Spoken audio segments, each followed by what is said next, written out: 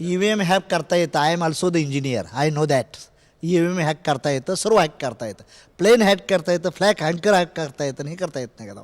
त्यामुळं लोकशाही जर जिवंतच ठेवायची असेल तर त्यांनी काय करावं, बॅलेटच्या माध्यमातून लोकशाही आणावी. आम्ही त्यांचं स्वागत करू, केंद्राचं आणि राज्य सरकारचं. सातारा जिल्ह्यामध्ये एकच मतदान, 3 उमेदवाराला समान मतदान कसं पडतं? हे काय भानगड आहे, गौडबंगाल आहे. जर लोकशाही जिवंत ठेवायची असेल तर EVM बॅन करा. सुप्रीम कोर्ट त्यांचं आहे, इलेक्शन कमिशनर त्यांचं आहे, लोकशाहीच्या 4 स्तंभ, मीडियासुद्धा त्यांचा आहे, इंडस्ट्रियल फॅक्टरीसुद्धा त्यांच्या आहेत. त्यामुळे या 4 स्तंभावर जर त्यांचं अधिराज्य असेल तर ही लोकशाही नाही. It is not democracy. मी असं आतलं बाहेरचं मी स्पष्ट वक्ता आहे, मी कधी पाठवत नाही. आता 1-2 आमदार असेल त्या पक्षांची अवस्था तुम्हाला माहीत आहे, शिफ्टी बी झाकता येत नाही, शरीर बी झाकता येत नाही, अशी अवस्था असते. म्हणूनसाठी ते आमदार आज सध्याला तर माझ्याबरोबर आहेत. ॲथॉन्टिक काय मला तुम्ही जर माहिती मला दिली तर ती मग विचार करू त्याच्यावर.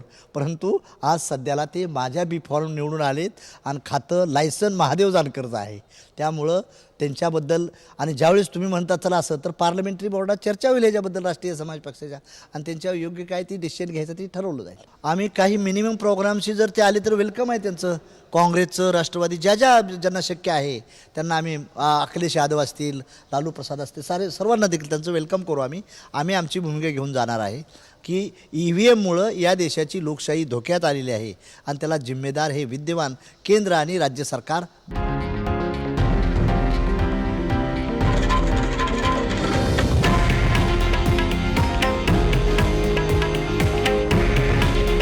हे आहे देशातील नंबर 1 न्यूज नेटवर्क आणि आपण पाहत आहात TV9 मराठी.